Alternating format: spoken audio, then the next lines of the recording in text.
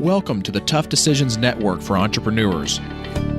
I'm Dan Hanford, and my wife, Danae, and I interview successful people sharing stories behind tough decisions that they've had to make along their journey as an entrepreneur.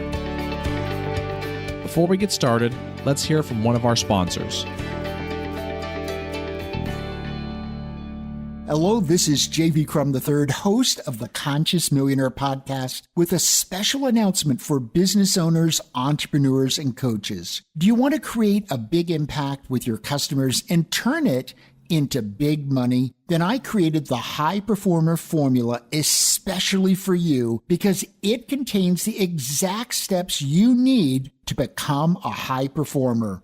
Now, these are the steps I've used to make over $30 million, and I'm pulling back the curtain to share the steps with you so that you can reach levels of financial and business success you may have only dreamed of before.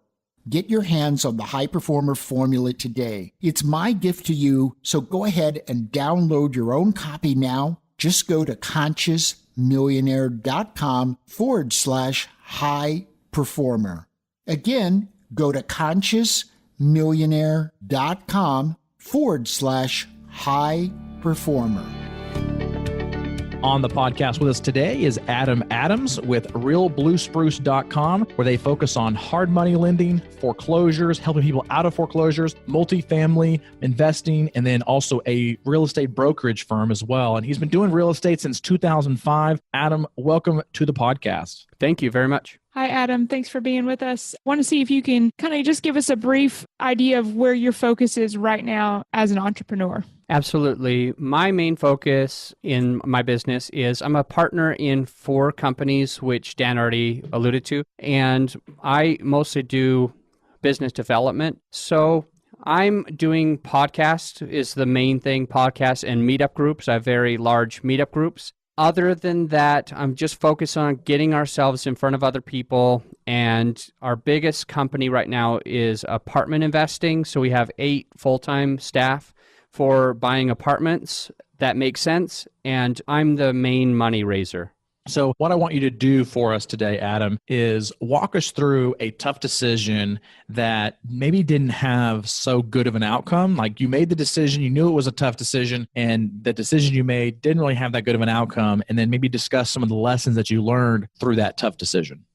Absolutely. One of the decisions that comes up all the time is opportunity.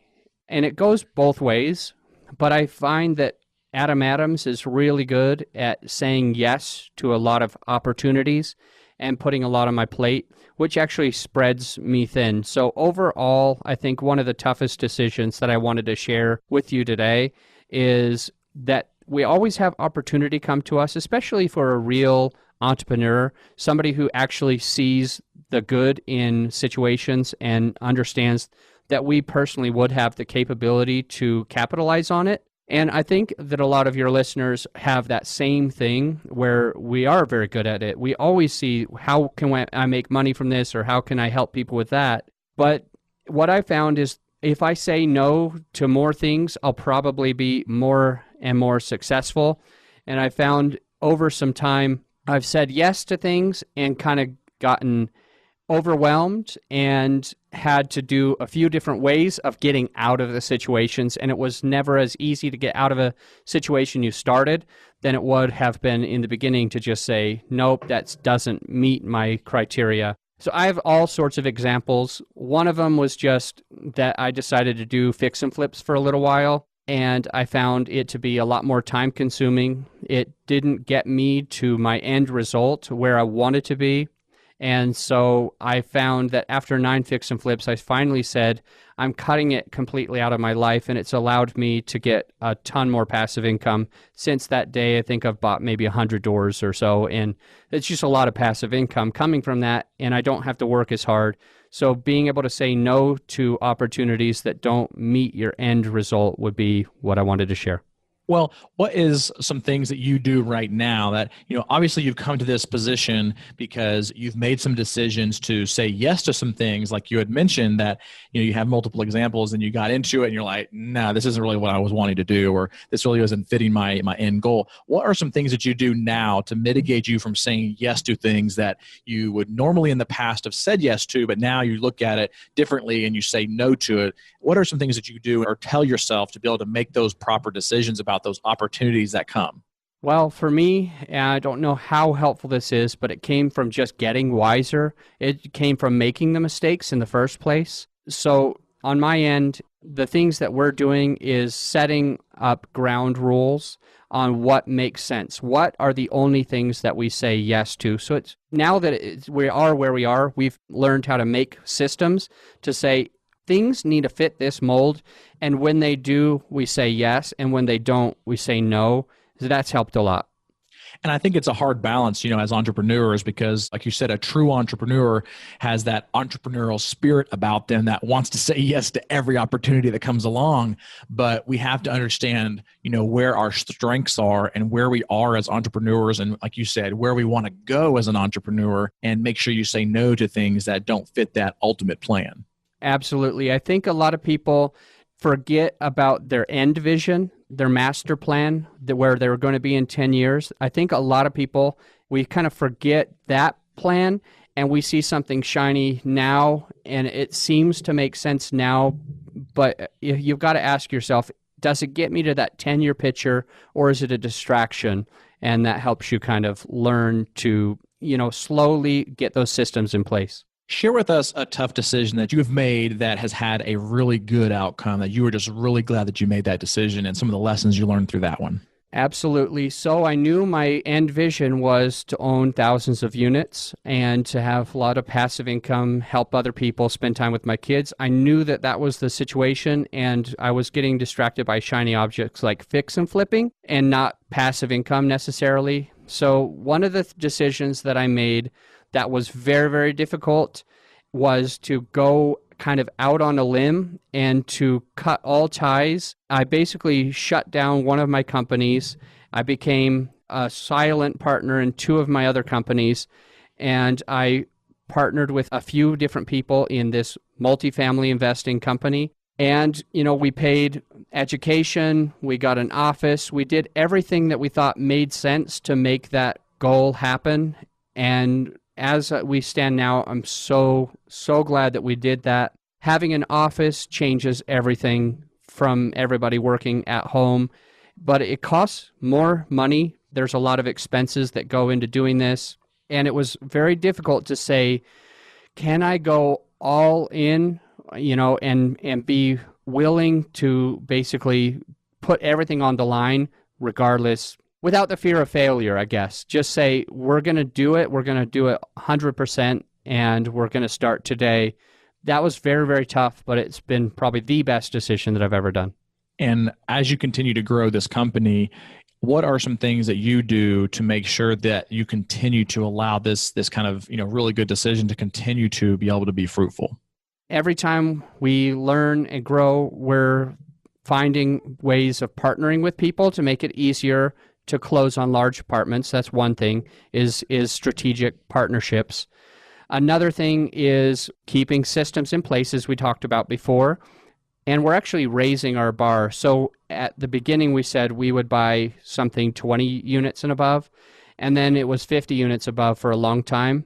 And as of a week or two ago, we won't even look at it if it's not at least 100 doors. And that answers your question, because the smaller deals, they take a lot of work, they take a lot of effort, and they just don't have that extra zero on the back of them, so they don't feed as many mouths. So we've decided to go bigger and better, and as we continue to go in that direction, we're allowing ourselves to, pay the bills and keep lights on and keep everybody happy. And actually, bigger deals are easier to raise money for. So, share some strategies with us that you like to do when you face tough decisions as an entrepreneur. Well, the main strategy is sitting down and carefully looking at the future. And maybe not everybody can do this, but I believe a lot of entrepreneurs, this is the natural way that we do it. See your end result and work backwards. Reverse engineer everything. Look at who you're talking with, what you did to get there. And when you see a path that aligns with your end goal, that's usually the congruent path to get to exactly where you need to be. So the main strategy is to take more time out of the business, more time working on the business, focusing on the end result, and asking yourself, basically putting a line, a dotted line, or some type of flow chart to see what would happen if I did this. Where would it bring me tomorrow? Where would it bring me in a week, a month, a year, 10 years?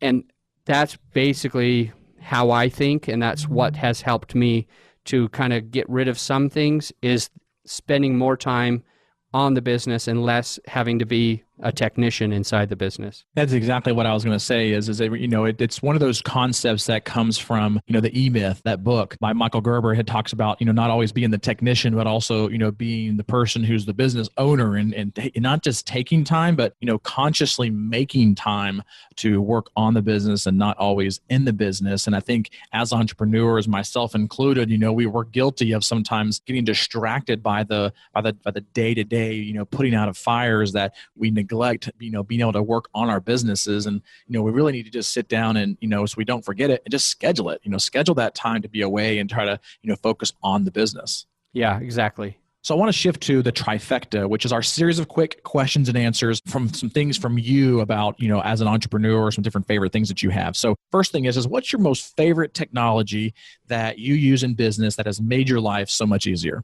There's a few. It's more about my partner, DJ, who implements them because I don't even think that way. So I partnered with a person that is extremely technology savvy to put a few different things in place. My favorite technology, honestly, that's helped my business is less about systemizing, and it's called meetup.com.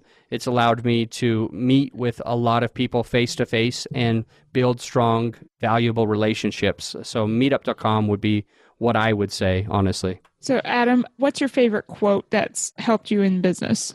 Persistence and determination are omnipotent. So Okay.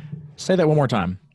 Okay, so a long time ago, I was in band class, and they had us practice these quotes. And this one's by Calvin Coolidge, and it's persistence and determination are omnipotent, meaning that which we persist in doing, it becomes easier. You can't fail if you continue to persist.